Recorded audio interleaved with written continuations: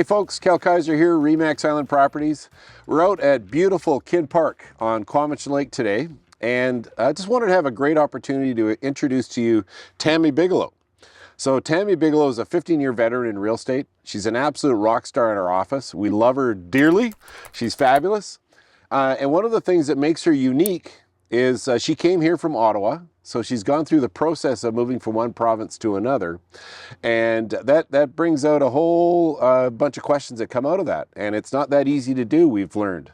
And of course, through COVID, we became experts in that part. And we wanted to share some of these ideas with you.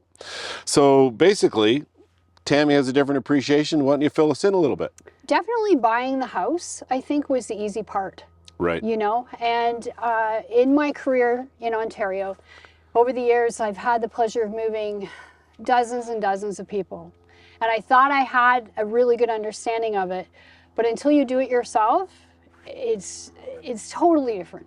Right. And there's a lot of emotion that goes into it. There's a lot of processes when you get here.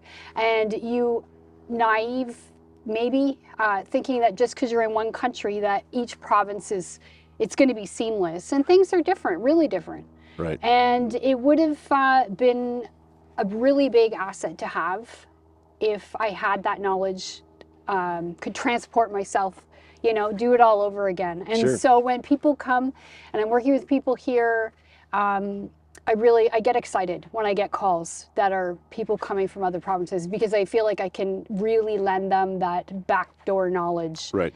In addition, just to the real estate market, there's so many layers. Awesome.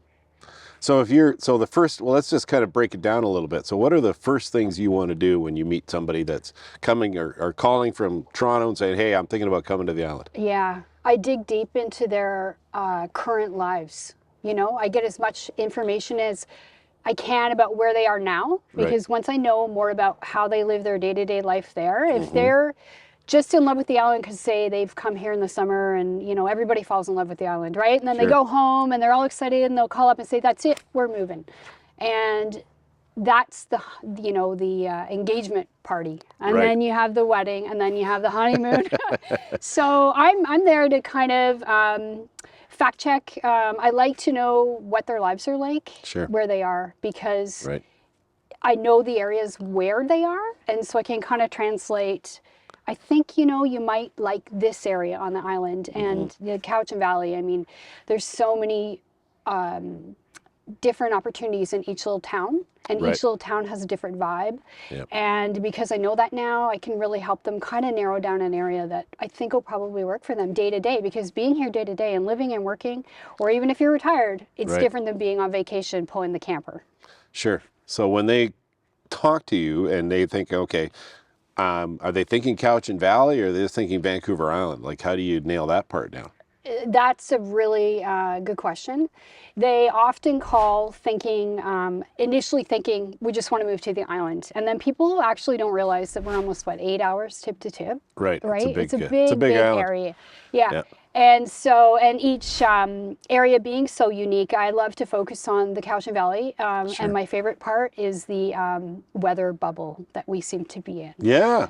And, you know, if they're escaping Alberta because they are tired of snow, or Ontario because of the weather, I will usually point that out to them and go over also the arts and the cultures of each little town is a little different. Sure. And if you're just driving through on the highway, you just don't, see that stuff. Not a chance.